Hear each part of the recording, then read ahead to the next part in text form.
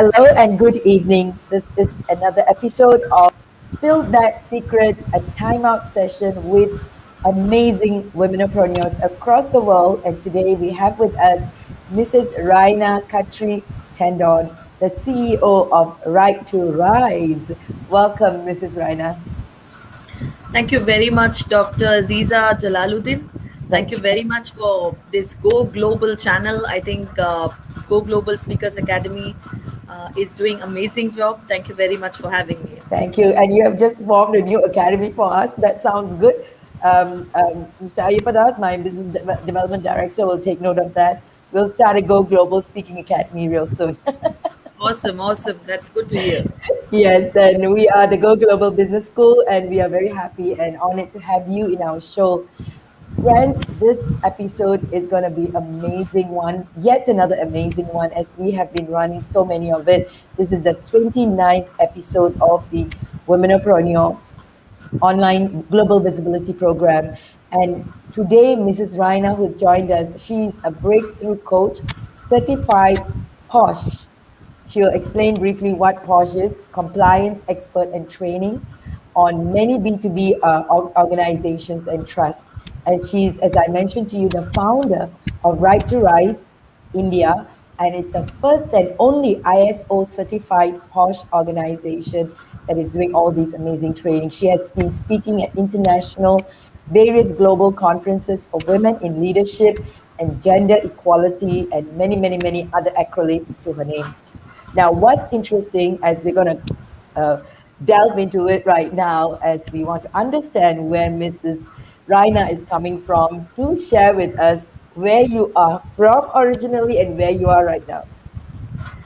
Okay, so that's interesting, and many of them really want to know where does Rena evolve from. So Rena is a North Indian, born and brought up in South India. So India is a country of cultures, but it's very unlikely that you have people born in one region and then brought up in another. So yes, being a North Indian, I have the flavors of the North and the South, with a lot of flavors of knowing 12 different languages across, which connects me from all different parts of India and the globe, which helps me also understand that every individual is very unique and they have blessed talents.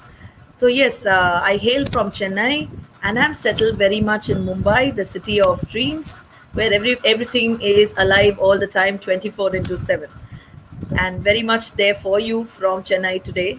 Yes, and we were just having a chat just now. I travel so much to Mumbai, but you come from a place south of Mumbai, which is very unique. But now you are south of Chennai. So I want to ask you what is so wonderful about Chennai, which is, Tamil speaking, Tamil பேசுவீங்களா?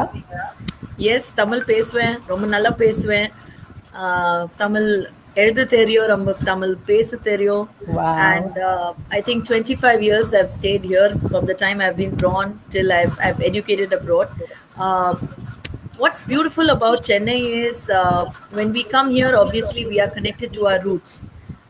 North Indian in the Kuda, even if I'm a North Indian, I still connect myself very much from the city because that's the place you've been born and brought up. You have your entire education, the people. People find it very difficult when they come down to Chennai because of Tamil language. But I think that's what makes me unique because even though I have a face of a North Indian, I sometimes have a lot of talk with regards to the language of Tamil and I have the accent of it when I speak, which people really get confused about, but I love it because it's a part of me. Interestingly, it's beautiful to That's have. what we say, you are someone, if we say you can speak so many languages, it's all the languages from Kashmir to Kanyakumari. That's the True, person you true. are. So That's you are one of the best important person for India.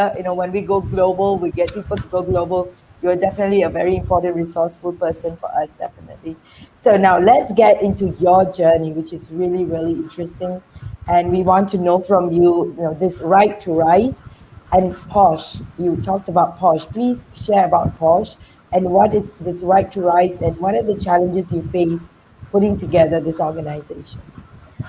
Right. So, Right to Rise is India's first and only ISO certified private limited company which works into Prevention of Sexual Harassment Act.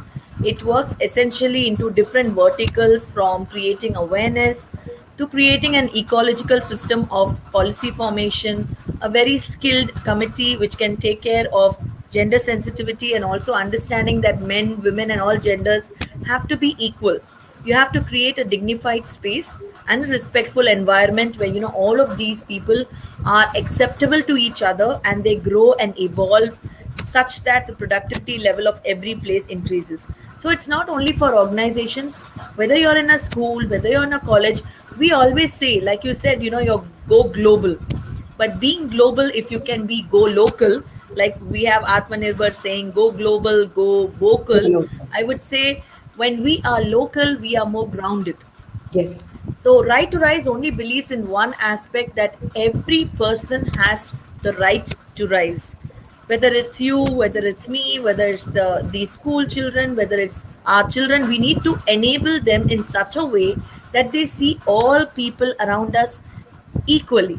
Not that when they come across a transgender or an LGBT or maybe a person who's not well to do in terms of lifestyle or good looks, we start diversifying them and disintegrating them, telling that they don't belong to our community. But trying to bring them together and create this conducive environment of growing, evolving, feeling that unity and diversity among all of us so Yeah. that we can evolve much better and more productively in growth and expertise. So yes, the verticals that we cater to is training, certification, compliance, and audit. What were the challenges when I felt? So Rena was not this Rena you see. Ideally, I Okay. was I'm a master's in VLSI chip design engineering and hardcore IT professional from UK, and I Mm. had some counseling certifications also from abroad. But after that, I think there was a phase when I felt, that I'm not meant to be just a 9 to 5 person. I'm meant to impact on lives. I'm meant to do something bigger.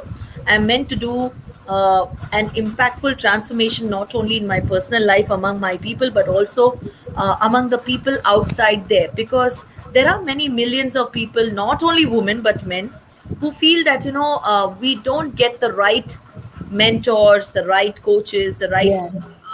the right step where we want to grow. So that's when we came into effect. And when POSH happened, it was just like, this is not another training. This is about changing lives. This is Yeah. about helping the people who have undergone abuse or harassment or ragging or pornography or any kind of unwanted feeling, where you want to step in and say, why should it happen, whether it's a boy or a girl or a woman? Why should it happen to them, or nowadays Mm. even men? Because men are not left on today. We are having much empowered women who are breaking glass ceilings, and Yeah. yet we feel that sometimes they take advantages of the poor vulnerable men who can be attacked as a source from the women fraternity. Because I think women only attack when they feel that they have not been given their right of power or position. Yeah. So they feel that, why should they not be the people who can reach on to the top? When we create that beautiful environment, when we understand each other and the mindsets, I think these biases will be broken. So Right. that's what we do. And one thing which I would say, when I was growing, I found as a challenge is people fail to listen. Okay. We talk about big things like leadership and team building and team bonding and trying to create big analogies. We try to do need analysis. We try to understand the client. We talk big words in terms of giving the customer what you want, the customer focus, the customer centricity, this, that, and everything we talk. But I would just say, sometimes being there for someone and listening out to them solves all your challenges. That's right. So that's one thing which I feel people are not actually aligned to yet. But yes, they are evolving, and there are many different platforms which help you do that, and you become much more powerful and impactful then. So I want to ask you, as you go through this journey, right? Because you have been in different places, and where is your company based right now? So we have our base office at Mumbai. We also have another office at Delhi, and we have Mm. people who are who are trained by us, certified by us, and there are professionals who are advocates, legal practitioners, psychologists. They are all across India and globe, because we cater to certain European laws and also laws which are outside at different countries. But yes, we have people across. So the main office is at Mumbai and Delhi. So, what was one challenge that you felt was holding you back? And can you share with us how you overcame that challenge? Because you're dealing with a very Oh yes, sensitive topic yes. here. That's such a beautiful thing, Aziza. You're asked, how did I break through my challenge?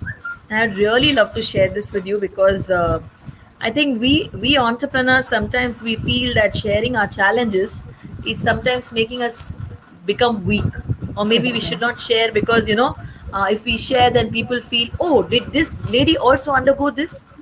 But I will really like to share because when we start certain setups, we always ask many people, can we do this? Can we do that?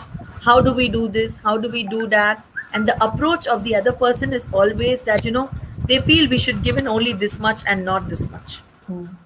right? The amount of giveaway is always minimal because they feel that if we give more, then we will not be able to, somebody else will probably take our place. I have found that the more you give, the more higher you rise, Yeah, because we are all very creative and we can create bigger and newer things every day for everybody to evolve. very So nice. you should always be a giver in life, because I think today where I am, even reaching out to you, is only because I feel the opportunity is always for everybody who's out there and not only for one. And Mm. everybody should have that right to rise. Everybody should have that awesome moment of feeling, yes, I'm capable of this. Yes, I can break through this. Yes, I can create this action or even touch miracle lives. So that's what I would say is that don't feel that you can give only this much. If you have this much, go ahead and give it, because I'm sure you'll get double amount of it when you come back. Yes, it is. Maybe not from the right person, but maybe from an XYZ person. So that's one Yes, more thing.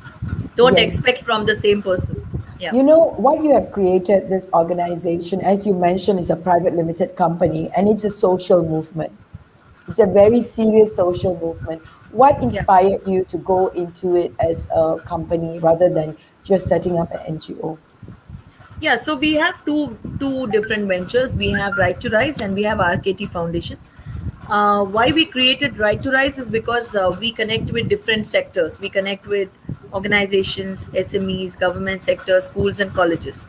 So when we are catering to their needs, of course, organizations and schools and colleges are very, very professional in their way, and they need many more things in terms of assessments, Mm. training needs, in terms of organizational aspects, in terms of legal aspects. So that becomes a professional front. Now, why into social? There are many people in the world who cannot grow because the one inhibition in them is money. Sometimes money stops them, sometimes their own fear, sometimes they are troubled by situations, them sometimes they undergo a lot of unexpected situations where they don't know how to break through. So right, RKT Foundation comes in that aspects where we are ready to lend a hand, we are ready to support the government, we are ready to give you an initiative that if you are abused, harassed, if there is a child who needs help, if there is a community that can be created, that you can reach out to us when POSH or POXO happens, or maybe there are women entrepreneurs who feel we want to grow but we don't know the pathway. Then that's where RKT Foundation comes and says, yes, we'll fund you. Maybe you can be a part of us. So Wow. that's the social initiative part of it. Otherwise, I think all organizations, schools, colleges are much, much capable today, and we have to reach out to them, whether they are children, parents, teachers, or educators.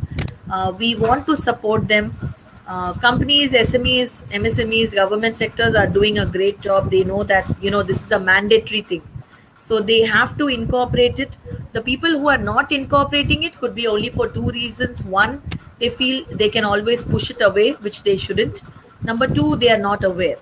So Mm. that's where you and me are coming into place, where we are creating more awareness on this aspect of POSH and POXO and human rights, where we can talk more and get more people to know of it and reach out to you and me.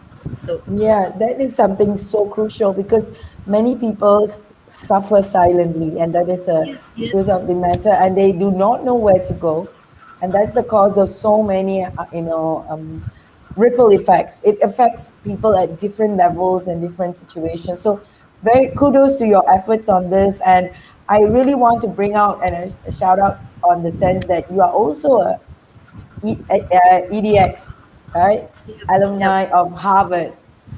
So tell Yes. us a little bit about that. What got you into Harvard alumni? So I think I have always stood by quality, processes, standards, anything that you do. There are many people who always question, why do you really need to be certified, why do you really need to be acknowledging, do you really need to get into such a depth of understanding, getting the knowledge, expertise, and then calling yourself an expert. And there are another group of people who just say, no, maybe calling an expert is good enough, I don't need to get myself skilled. Now, there is a very narrow difference here. You can call yourself anything tomorrow, doesn't really matter. But do think 1 minute behind with a ponder of thoughts. Are you doing the right thing? Mm, Because I always feel that getting your knowledge from the best is number one. Getting the knowledge and then imparting that education to the other people is a number two. And EDX Harvard obviously stands first in all these aspects. So there's Stanford University, there's London University. So I have done various other studies. I'm also studying law from National Law yes, University. So it's not that there is a need, but I feel that whenever you do certain things with ethics, with integrity, with certain flow of process and solution, you're able to serve your people much better than rather just doing something for the sake of doing. You can yeah, always do that, but then I think a conscience should be pricking you that you are not there to do a training or a session or a compliance or some kind of activity, even if you're a psychologist, but you're there to actually make that change or impact in people's life. And this can be crucial if you guide them in the wrong way. So EDX mm, Harvard was a very beautiful, beautiful thing which happened in life, and I wish all the other people also to go ahead and learn a lot of courses, do become a part of big alumni like this. Even when you're doing doctorates and PhDs and you get honorary doctorates and other things, I really salute people who are being acknowledged for their work and then get it. yes. Because that gives you such a sense of satisfaction that you're doing the things in the right way. That's right. And you know, when you say this, it's about the responsibility you take. That Absolutely. would get you to go deeper into specialization in what you are doing. And it's So, not so well about the paper, it's not about the paper. It is about the effort that you take as a responsibility because you are interested in the work. And that's where the earn the right conversation comes in, and that's amazing, and it's very encouraging and inspiring that you are yeah. speaking from So that beautifully space. said, Aziza. I really, really resonated what you said. Super. Yes, thank you so much. So let us have your take. You know, you've shared so much of wisdom with us about challenges and all of that. What do you feel in today's world where everybody is looking at online, everybody is looking at coming from a global context? What do you feel is the support that women need, or what do you have advice for the women of today's world? Oh, so I'm a very, very bad person at advising anybody. I don't advise anybody because I think today we are in the 22nd century where we should understand that we are nobody to advise anybody. It's just Yes, that we can only guide people, and I don't even call myself as a coach or a mentor or anything today. Though I am a breakthrough coach at one period of my lifetime, I'm an international mentor, mentoring with Thrive, mentoring with Thrive, India, Switzerland, and there's also another venture which I did with Finland. But I'm just saying that today you can't call yourself as a advisor anywhere, because you can only advise people when they want to get your advice very or well when they're said. ready to take your advice. All I can say is stay strong, do not bear in silence, not only for the women but for the men. Stay safe, and always believe that there is one thing in your heart, you're conscious.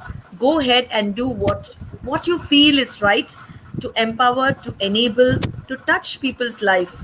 and spend few moments with the people who you care, whether they are personal, professional, clients, customers, or even with some person you meet over one meeting, because that person might turn out to be a blessing in your life.